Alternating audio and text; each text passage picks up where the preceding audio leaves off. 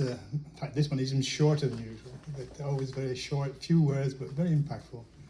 And it's interesting to think that we have to, we're going to make mistakes, and we're going to make them again. But just persevere, and eventually the lesson will be learnt, and she ends up by saying, it'll endure forever. So with that, I'd like to invite you all to join me in a short opening prayer, just to relax our thoughts, our minds, our bodies, and connect with the good spirituality that's here in our home. Connect with each other, both incarnate and discarnate. We're so grateful, as always, for this opportunity to be together as this community to help us learn, and as always, helping us put into practice the things we learn during the next hour or so. We also ask that the good spirits, our dear friend Andreia, will be talking today, helping her deliver the message with love, with clarity, and again, as always, reaching into our hearts, into our minds, so we can absorb the good teachings. Again, we're so happy to be here together. Thank you so much, and so be it. And with that, I'll pass the baton to our dear friend Andreia.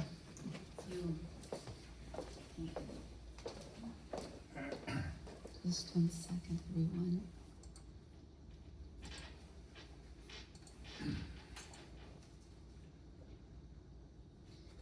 Good morning, everybody. I haven't met you yet, sir. Is it your first time here? Me? Yeah. No, I come and go. Okay. Well, it's nice to see you. For me, the first time. Welcome. I'll welcome everybody. I'm kind of glad I put by Dr. Leon Denis, or Dr. I say professor actually, Leon Denis, because the purpose of life, in which a rational solution to the problem of existence is offered, could never come from a mind like mine, just to make it clear to everybody. But this is actually part of a book that is coming out very soon, within maybe a month, in which we have 4 short stories that is going to be combined into one book, in which this is the 2nd chapter. And so, of course, we have very limited time to present something as extent and profound like this topic here. So maybe this can serve as an appetizer, and you guys can feel inclined to read it when the work comes out. I'd also like to give a warm welcome to our friends that are here after such a long time. John and Sandro, we've missed you so much. So thank you for being here. So for those who do not know who Leon Denis is, let me see if I have a photo right here.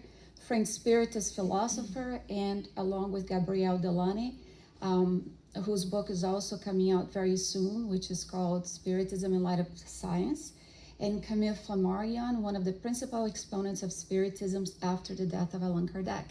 And he is known not only as a philosopher, but also as a poet. The way in which he writes, the way in which he expresses his thoughts, not only about God, about life, but about the existence, about immortality, about pain, is actually something quite profound. So the book opens up with these questions right here. What are we? Where have we come from? And where are we going? And although these questions can be easily answered by some of us, for the fact that Spiritism offers a rational faith from which we can balance ourselves, a lot of other people out there who may be watching may be questioning that, even with a feeling of hopelessness, wondering, why are we here? Is it really all worth it? Is it really worth going through the trials, the pain, the expiation process? And so comments like this are very kind. And he starts out the chapter, and please forgive me as I read this, because I don't want to miss out the letter that he offers to those who suffer. So he says, "It is to you, O brothers and sisters in humanity, to all of you weighed down by the burden of life, to you, overwhelmed by life's bitter struggles, worries, and trials. It is to you that I dedicate these pages. It is for your sake, the afflicted and disinherited of this world, that I have written this. Humble pioneers of truth and progress, I have put in these pages the fruit of my vigils, my reflections, my hopes, and all that has comforted and supported me on my walk here below. May you find some useful lessons, a little light to illumine your way. May this modest work be for your saddened spirits what shade is for the worker burdened by the sun, what the cool, fresh spring in the arid desert is to the eyes of the thirsty wanderer. This is how he starts out this book. So it's very profound because Leon Denis understands the aspect of suffering. And he also knows how Spiritism arrives exactly as that. What he talks about, the shade being what for the tired workers perhaps in the field, Spiritism offers that shade that allows us to cool off a little bit. Or it can actually be a fresh spring in the arid desert air. So when Leon Denis found Spiritism, he was very young. Younger than all of us here, I dare say, except for the young one in the back. I don't mean Yuri, by the way, I mean his son. But yeah, Yuri, he was younger than all of us here. 18, he was a teenager. And it's interesting when we talk about disseminating Spiritism and ensuring that the youth gets a hold of it. It's not just for the fact that we wish to see Spiritism spreading, but it's because today we have the highest rate of suicide among teens than we ever have had. So a pandemic, if you will. And so he's going to say which men or women in times of silence and contemplation has never asked nature and his or her own heart about the secret of things. What is the purpose of life? What is the reason for the universe? Where are those who have never sought to know their destinies? To lift the veil of death to know if God is a fiction or a reality. Perhaps all of us in the planet might, at a moment or another, silently contemplated about these questions. And although some of us may find answers that reasonably, and I talk about reasonably because Spiritism offers a rational faith, a lot of other people ponder about this and they can't find the answers that Spiritism provides us. And so he's going to say, because the issues like these are hard to resolve, the theories become confusing. They often contradict each other. And many popular ideas have led to bad outcomes, even people becoming tired of all and ending up being indifferent, skeptical, questioning, and doubting anything that has to do with divinity. In return, what would happen, do you guys think? If there is skepticism, if there is doubt, if I really don't believe in anything out there, what do I become?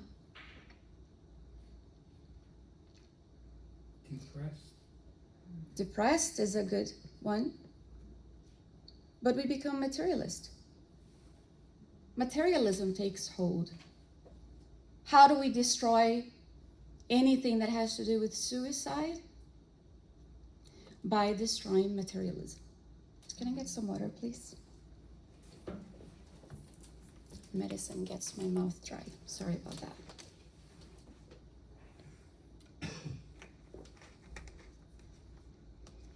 As he continues on his text, he's going to say, what we have to know is that there is a ray that enlightens. There is hope that consoles. There is certainty that guides us and support along the way. And most of all, to anybody wondering, yes, we can find the truth. I am the way, the truth, and the life. And truth often seen in these texts with capital T, not the ones that we believe in, because there are many dimensions of truth, as states Joanna de Angelis in a book that we have already released.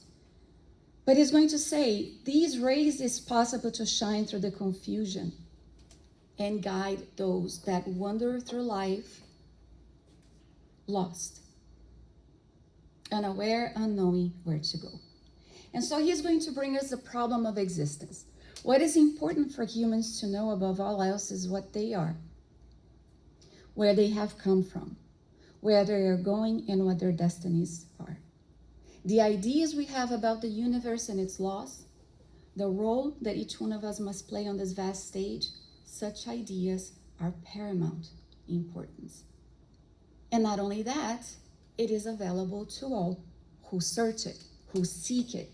And he says, it is by consulting within us that we may find exactly what the goal and the purpose of our lives are. But for that, we have to destroy this idea of materialism. And so he says, the problem is that the majority of us vacillate. We are unsure. We kind of walk around stumbling because we remain undecided. We don't know what actions to take or how to take, or because of that, we end up suffering the consequences of our actions. And when we suffer the consequences of our actions, a lot of time people start doubting God. Does God really exist? And if so, why is it that nothing goes right in my life? So he's going to continue in saying, the thing is that we have the instinct to progress. It is innate, it is inside. After all, we are immersed in the law of progress, which is one of the divine laws. We want to move forward, but then we come back again and say, where to? What does moving forward really is? And he is going to say, this is what we don't think about enough. It's what we don't think about enough. Let's remember that he's a philosopher, so he's encouraging us to think, to rationalize, to ponder. It is our right. And so he's going to bring us, humans, ignorant of their destinies, are like travelers who travel mechanically along a road without knowing either the point of departure or the point of arrival. We do not even know why we are traveling. Consequently, we are always ready to stop at the smallest obstacle. We waste time and concern about the goal to be reached. But if we are unaware of things, if we don't take the time to ponder, to reflect, to go inside, it is very common that we do exactly that. We waste our time concerned about the goal to be reached with the smallest of things that come our way as obstacles, often created by us. But it is of no surprise, he's going to say, because of the fact that religious teachings, with respect to all of them, are often unclear or misused. And because they are unclear or misused, many people have actually turned to materialism. They start to believe that life ends at death and we simply disappear. And when we get into that mindset that we die and we simply disappear, what can happen is actually the fact that we have no hope. I mean, if there is no life after death, why waste my time being kind, being good? What is my aiming to progress, to grow for anyway, if when I die I'll cease to exist? Or yet, if my suffering, I see no end to it, I might as well take a productive role in my own existence and kill myself, commit suicide. If I don't have an explanation as to why I am going through a terminal illness, it actually leads me to believe that dying with dignity means something completely opposite than what Spiritism proposes. Dying with dignity, if we watch a lot of the documentaries, is for those who seek euthanasia as a way out. As if dying from a terminal illness in which we find ourselves at the most fragile state of our spirit is undignified. And when we kill materialism, we realize that it's actually filled with dignity when we face illnesses face on. And do allow the stage of that moment to partake in exactly the lesson that it is trying to bring us at that moment. Even if we love fairness and goodness, what is the point if I'm going to disappear after this life? If all hope, if all love vanishes into nothing, then why am I going to try to do something if the good that I'm trying to spread, I'm never going to see the outcome of it? But the truth of the matter is often the goodness that we are trying to spread, because all of us here are trying to become good, to become better, to spread hope, to spread love. All of us are making an effort to do that. And I know because we are here on Sunday morning. And although, like the message in the beginning said, we fail many times in the lessons, and life keeps giving us the opportunity to redo. What was the word that was said in the beginning? Do you remember? In which you read twice. It basically said, if I'm not mistaken, that life gives us the opportunity to correct, repeat. We repeat a lot of times the same errors. And life gives us an opportunity to do that. But if I can see the outcome of being good, what does it matter? And he's going to say, humankind's best qualities, which is compassion, purpose, idealism for something better, fades out and dies out. And if that's the case, why have a moral guidance? Why have an ethical life? So he says, good or bad, kind of cruel, all actions would lead to the same end. There would be no justice for those who suffer, no relief for the oppressed, and no comfort for those who are going through the hard time. And even people who live selfishly, even by hurting others, would face the same end as those who gave their all. If I am selfish, which I am, by the way, we all are, we have selfishness within, we have the vices that still holds us back, we have pride. But my husband is actually more evolved in that area. He is. I mean, if there's nothing, we're gonna face the same end. So I might as well take advantage of my life, me first. Have you guys seen that new documentary on Netflix, Trainwreck? Poop cruise? I'm not kidding. It's when in 2013, the Carnival cruise broke down in the middle of the ocean. Yeah? Did you watch that? Or you remember that? I saw the previews. Yeah. I want to watch it. It's called Trainwreck, although it's a cruise. Cruise. Yeah. It's It's a cruise, and it's called Poop Cruise.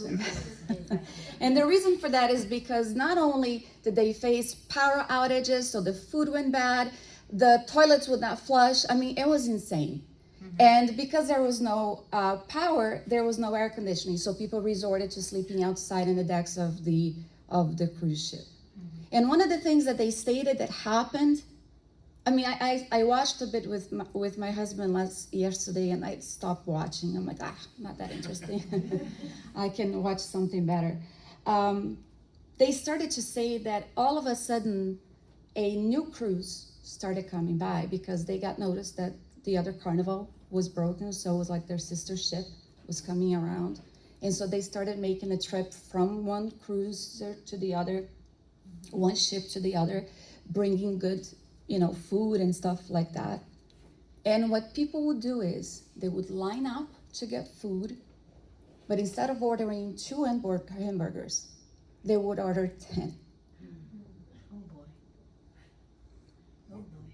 So by the time I would get into my turn, instead of getting what was enough for my family, I would grab all that I could. Selfishness. In the face of one of the greatest challenge that the people face, I mean, I put myself in their shoes. Can you imagine being out in the ocean? The cruise is broken. There's nothing to eat. The toilets are clogged. The waters are rising, with deplorable conditions. unsanitary at most, the smell. I mean, if I had never been on a cruise, if I don't know how to swim, which a lot of cases it happens. And by the way, do go to the orientation if you ever take a cruise, because a lot of people skip that thinking it's not important, and a lot of them did not know what to do, where to go. So when we are faced with the hardship of our lives, what kind of character comes out? Well, if I believe in anything, you know what? I'm going to take 10 hamburgers, even though it's just my husband and I. I don't care about the rest. I mean, fend for themselves. They started fighting for the recliners, you know, the what do you call that thing? To lay out on the pool, the chairs. The recliner. They started fighting of it, like tug war. This is why Spiritism will state that at the current stage that we find ourselves in, we are closer to primitivism than we are to that which we aspire to be.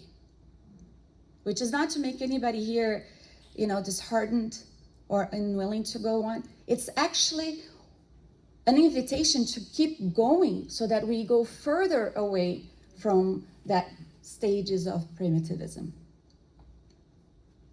And so he's going to continue, and he's going to bring us.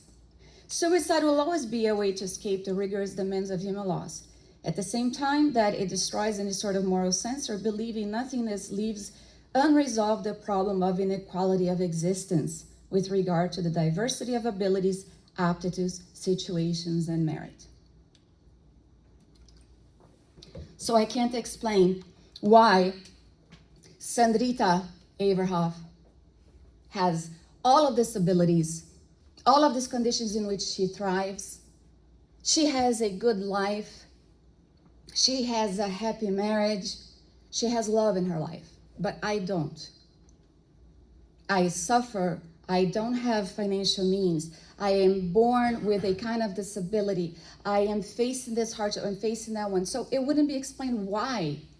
Or those that are suffering in Africa, while I'm here in the United States, the first country of the world, right? Is it merit? Is it because God has been good to me?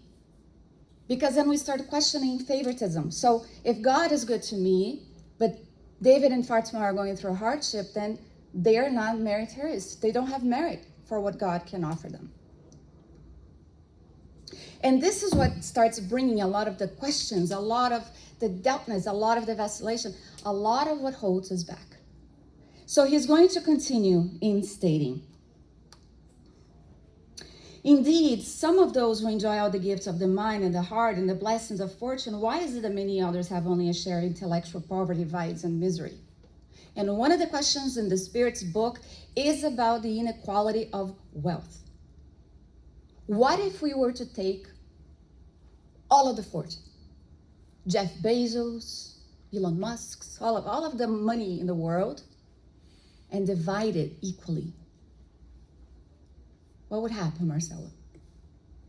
Very soon, this instability will happen because not everyone is precautious, knows how to manage, and the imbalance will happen in a matter of years, maybe less. So for those that are Cost of listening wages. at home, with this inequality of aptitudes of everything else, some people would spend it sooner, others would be able to make up more for it because they're able to manage their wealth better, so it would go back to inequality. Yep. Right? So it's interesting because we often question the balance of all things. Everything is chaotic, but think about it. How fast is our globe spinning right now? David, you're the scientist. Very fast. It's very fast. Very, very, very fast. Do you feel it? We don't feel it. And not only is it spinning around itself, it's actually Revolve. around the sun. So no chaos there. It's not chaotic. Revolve. And although life seems to be that way, because when we look around and we see, for example, what is happening in the world, what is life doing? But for that, we have to go back to the beginning. And so we start learning about spirit and matter. There is no effect without a cause. Nothing comes from nothing. These are axioms that is indisputable truths. Now, Since we see in each of us the existence of forces, powers that cannot be considered material, then to explain the cause, we have to go back to a source other than matter, to that principle that we call soul or spirit. So he's going to say, when we look deep within ourselves to try to understand who we are and what we are capable of, good or bad, when we let go of the layers of prejudice, of error, false ideas we've picked through life, either because of cultural belief or because of whom we are, what the baggage that we bring as we reincarnate, baggage in a positive sense. When we travel, we bring baggage with us, right? That which we need. And even our vices, they are considered positive when we reincarnate. Because the objective is to leave it here, to go back with a virtue, with transformations. That's what we're here to do. So he says, then at the very core of our being, we come face to face with the noble truth that makes humanity truly great. The love of what is good, the sense of justice, and the desire for progress. Anybody here wishing for this? But why then what we see happening in the world? Because of this. Because when I look at the war that is happening, it's, you know what? It's their problem. That's their country. I'm here in mine. I can't do that anymore. I can't. And one of the proof of that is the pandemic. The entire world was affected by the very same thing, as if to show us that we are all equal in the eyes of the Creator. And that we are to look at each other as brothers and sisters. Even if we don't agree with their belief, with their creed, with what they feel, what they think. Even our worst enemy is our brother, is our sister. Not a stepchild of God, true inheritors as well. So these noble qualities that we look for, the sense of justice, goodness, and progress, exists in everybody, from the uneducated mind or ignorant, as in ignoring the laws, to the most educated one. They can't come from matter alone, because matter can't have those qualities. Matter can't feel. So what he's looking at is try to bring about us and the understanding that what makes us capable of love, what makes us capable of bringing beauty, of seeking truth, is the soul. There is a soul, there is a spirit. Matter can't do that. This thing can't do that. It can't. So he's going to say, we feel drawn to love, to virtue. We admire heroism. We admire people that have morals. Who doesn't, right? We admire them. We feel joy when we sense a harmony in life. So if we were only material, none of this would make sense and nothing would set us apart from objects. Although some people treat others as objects. So what sets us apart is the being. I mean, can you imagine somebody having this aha moment in life? How wonderful that would be. I am more than an object, more than this. I have so much more that I'm capable of. I have so much because in reality, we feel, we love, we possess consciousness, will, and reason. And we would proceed from a cause that does not contain these qualities to any degree of a cause which does not feel love or anything, know anything, which is but blind and speechless. Since we are superior to the very force that produces us, we would be more perfect and better than it is. So we question. Wait a minute. A lot of people question if God exists. Then if I believe it, but I believe God to be the same, then the idea of a creator, the idea of the law of reincarnation, the law of society, the law of progress, the law of all the divine laws, this wouldn't make any sense. I'm superior to it. So he's going to say, the thing is, our bodies are like complex machines. The organs are the gears. But just like the gears can't move on their own, our bodies can't act without something that powers them. And the power, the engine behind it all, is our spirit. So this starts to give us an idea that we are more than matter. The gear is being moved, that engine is being moved because of the spirit. So he's going to say a third element connects the other two, which many of us already know, but I always make sure that I repeat it in our lives for those that are following at home. The perispirit, which is composed of matter that is imperceptible. So it's ethereal, it's semi-material.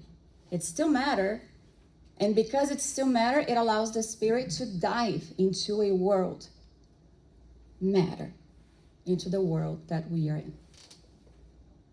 The perispirit, which organizes all the forms, all the organs, which is the one that actually allows the reflections of the law of cause and effect to take place because of how we lived in a previous existence. The hardware. So he's going to say the spirit lies in matter like a prisoner in a cell. The senses are the openings through which it communicates with the outside world. Mediums. So the senses, we're in a cell, and the senses is those little openings that allows us to communicate with the outside world.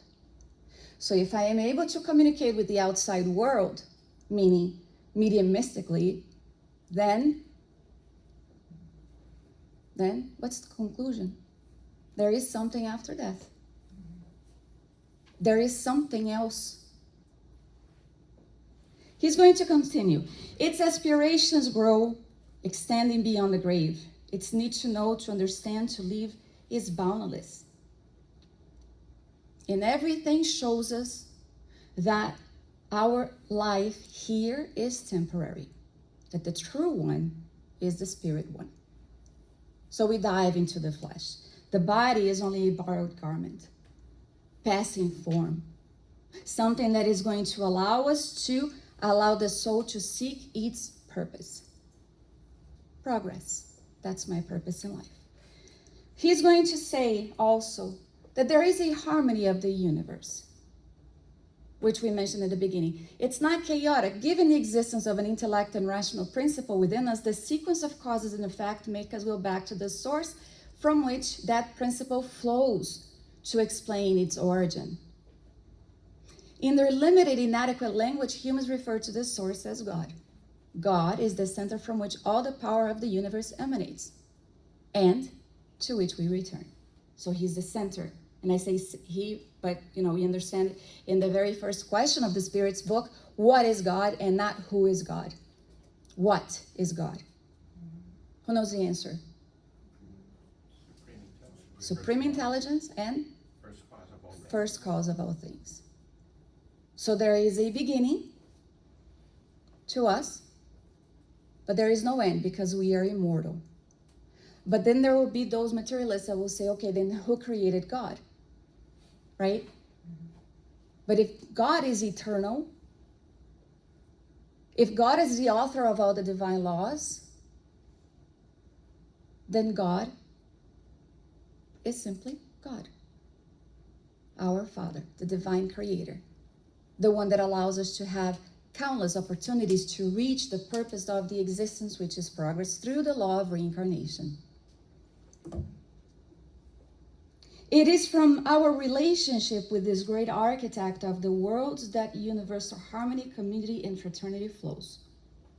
Without this relationship with this great architect, the ideas that we are brothers and sisters, that we have one common parent, ceases to exist.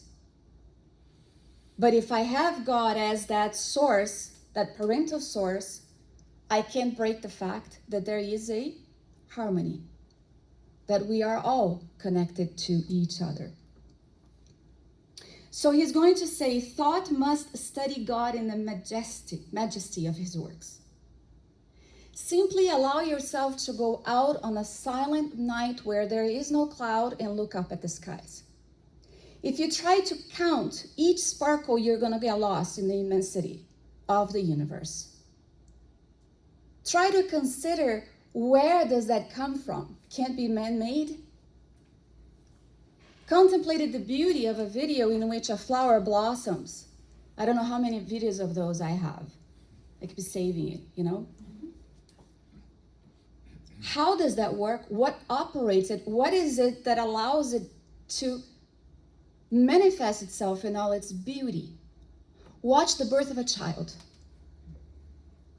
Who's a parent here? I know Yuri, parents. You remember when you held your baby for the first time? Even if you're a father, you can say yes. Yeah, paternal. So when you hold that child for the first time, yesterday I was reading the post from this woman who swore with her feet bound together, her hands, her body, that she would never be a mom. She says, I can't imagine my life without being a mom. The first time I locked eyes with my child, I knew something greater happened in my life. She actually became baptized in evangelical church, which is good. Everything that leads to God, to morals, to a good guidance is good. So he's going to say, allow yourself to look at the earth beneath your feet, your home, your mother, Mother Earth. She's the one who may say, your body is made of me, you're also my children. Of course, it's symbolic. We know that God is our Father. But then he says, see how she cares for humanity. Now look at yourself. Look at your body. Think about your mind. Who could create something as perfect as the human body? There is a cardiologist that gave us a TED Talk in which he said that he was invited to partake in the creation of some 3D images of the physical organs as they were in its formation phases with the fetus in the womb. And he said that all of a sudden, when it was put together and he started watching from the smallest things, such as the creation of a nail on the baby to the heart beating at just 18 days, he said something greater has to be pushing this forward, pulsating full of life. And he said it can only be what many would call divinity, many would call God. So we start seeing how even in science, where there are a lot of materialist ideas, people are starting to noticing that science is so beautiful, so fantastic, so majestic, that science alone can't explain it. There is something behind it all, which is going to bring us to the successive lives. I can't have a view of all that we're talking about without understanding how the mechanic behind the immortality of the soul works. Immortality, like an endless chain, unfolds for each of us in the immensity of time. Each existence is a link that connects forwards and backwards, like a necklace. So I have one back, and I have a new one that forms. It forms to a different life, but in solidarity with the others. It's beautiful. The present life is the consequence of the past, and it is the preparation for the future. So, relative perfection, the goal through the law of reincarnation, immortality proving. There is this little girl that, I don't know if you guys have seen on Instagram, she says that she wished she could go back to being a pirate. And the mother's like, when was that? And she was like, before I became little again. Isn't that something? When we read Andreia Lewis on Missionaries of the Light and the reincarnation of Sigismundo as known Segi, remember John? We used to say Segi, because his name was so hard. He was about to reincarnate, and the mentor, the spirit guide that was coordinating the process, there is an entire process in the spirit plane before the actual implantation, before the sperm meets the egg. There are what they're going to call the architects behind our present reincarnation. And that in itself, when we study it, we find that there is a great source of energy that allows for that to happen. It can only be explained as love. So he's going to say to Segismundo, picture yourself little again. The mind, the will. You have to read it to understand, and this is, a whole nother presentation that we don't have the time to do again. So the little girl says, before I became little, I was a pirate. So we see kids with memories from other existences. They try to explain it in their own language. For us, it makes sense. A lot of other people would be like, what is she talking about? Especially questioning the existence of pirates. And by the way, there are. They're just called, modern, thieves on the ocean. But a lot of kids bring us this notion of the successive lives, the immortality of the soul. And so, seeking a relative perfection, which we're still far from. A lot of people, when they get into an argument, they're like, I'm sorry, I'm not perfect. Anybody ever say that? Yeah. Sorry, I'm not perfect. You can't use that argument, by the way. Of course you're not. You're far from it. And it's not an offensive remark. It's true. Yeah, We are far from perfection. But although we are far, we are always advancing on the path of progress. See the criminal that was arrested and is now serving a sentence in prison? It is still progressing. It is still learning inside that cell. So he's going to say, it can be said that the vast majority of its members of humanity walk through life as if we were in the middle of a dark night, unaware of ourselves and knowing nothing of the real purpose of existence. But immortality comes and brings us the knowledge of justice and progress. The law of love, justice, and charity, one law, but it has all those three components in which one can't go without the other, explains this all while following the divine laws, rising from the depth of the abyss of life on an infinite course and telling constant evolution, we draw closer to God. At the core of each soul is deposited the seed of all its faculties, of all its powers. It is our responsibility to make it bloom by the means of our own effort and work. So, nothing that I have worked so hard to achieve is lost. I come back with those faculties. It's mine through my hard work. This is why it's so cool, when people talk about why it is so rewarding graduating from college. John, why was it so rewarding graduating from dentistry school? He's a dentist. Why was it so rewarding to be able to help people at a better level than my previous job? To help people. That in itself, in the law of society, the law of labor, two other laws that we are immersed in, we find somebody saying something as simple as, not simple, but complex as being a dentist, but saying helping people. And so justice and progress goes hand in hand. I can't progress unless I have the law of love, justice, and charity. The divine creator allows for us to have this out of love. So from this perspective, our advancement, our future happiness, that which we seek so much is my endeavor. Grace is no longer justified. God was good to me. Well, what about the person who's suffering? The girl who fell and stayed in the crater in Indonesia. 4 days without help. I kept imagining what that girl was going through. She couldn't move. Cold, hungry. I kept wondering, what was she thinking? Can you imagine? So what was God punishing her? So things that we should start thinking about. We start understanding the role of suffering.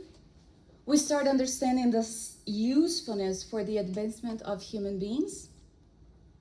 And the law of reincarnation shows us in a striking way that there is a justice, that is a sovereign law that takes place in our existence. He's going to say, trials and expiations. Why do I suffer? Hell is within us. It hides in the unknown folds of the guilty soul. where expiation is the only thing that can put an end to suffering. There is no eternal punishment, as well as there is no punishment, but rather consequences. Action and reaction brings us very well this idea that the guilt that we bring with us, unless we work through it, we carry with us yet again back to the spirit plane, and that in itself causes a lot of suffering for the spirit. We have a psychologist here who works with kids. Kids sometimes bring a lot of trauma from their previous existence, and you think it's in this life, but it's really not when you're a spiritist and you understand that. Right, Yudi? I mean, how cool would that be if more psychologists and psychiatrists had this vision? Why is my kid going through suffering the way that it is? There is a good lifestyle. There is love. I mean, I treat both of my kids the same way, so why is this one suffering so much? Where is it coming from? And so the final objective, these are the teachings that Spiritism brings us. Some of it, by the way, because I summarized. We are none other than those of the early Christian movement. We're the same. If religions are dying, if the old-fashioned faith is dead, if science is powerless to provide humanity with the necessary ideal to regulate its progress, to improve society, is everything hopeless?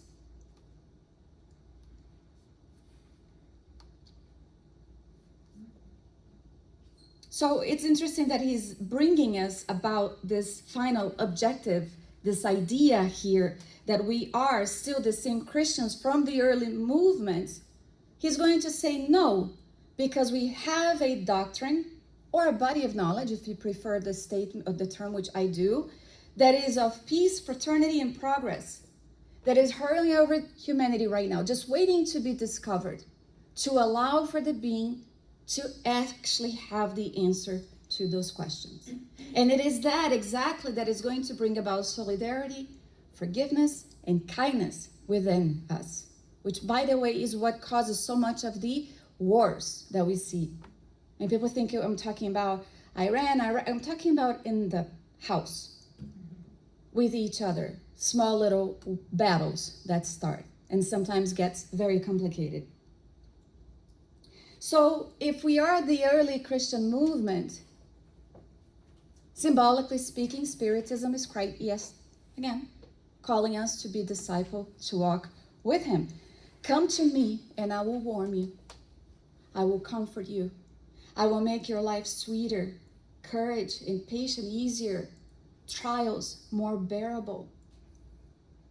I will illuminate your obscure and tortuous path with a powerful ray of light, that of knowledge. To those who suffer, I give hope. To those who seek, I give light. To those who doubt and despair, I offer certainty and faith. It's Christ yet again, offering us solution for that which assails our souls. We forget, because the same token that we don't go inside to ponder about God, about its divine laws, about who we are, about where we're headed, we actually forget him and his teachings. I'm saying we because we all do. We do sometimes forget about Christ. Spiritism is the promised consoler. Come to me and I will give you a place to rest. So,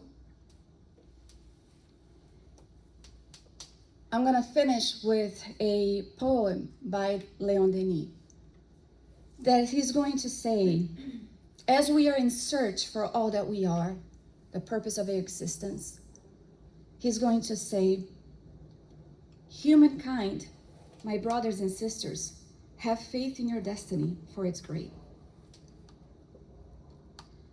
You were born with uncultivated faculties, unlimited aspirations, and you have been given an eternity to develop the former and satisfy the latter. To grow from life, to enlighten yourselves through study, to purify yourselves through pain, to acquire even greater knowledge and even nobler qualities. This is what is in store for you, and God has done even more.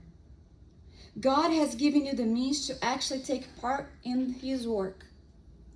Why am I a dentist? To make people happier. to participate in the law of limitless progress. Accomplish the good and justice in everything and everywhere. What could be greater, worthier for your immortal spirit? Look up. Embrace the vast horizons of your future. Draw from that wisdom the energy needed to face the gales and storms of the world. Onward, brave ones, strugglers. Scale the slope that leads to those mountaintops called virtue, duty, and sacrifice. Do not tarry along the way to pick the blossoms from the bush, to play with the shiny pebbles. Meaning, don't get distracted. Onward, always onward. And even if we stop along the way, all that we have walked so far, we haven't lost it. And though we find ourselves weary and tired and we feel like we cannot go on, that's okay to stop a little bit. But he calls us brave ones. Because to reincarnate and to put ourselves in the immense ocean of divine laws that actually is the force that is bringing us to progress, there can only be bravery and courage. And that's why he says, brave ones. Onward. Always onward. Thank you so much.